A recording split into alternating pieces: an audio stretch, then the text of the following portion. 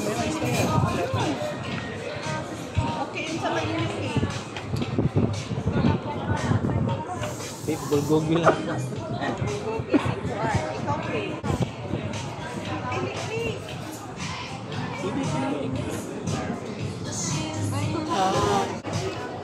KFC ka.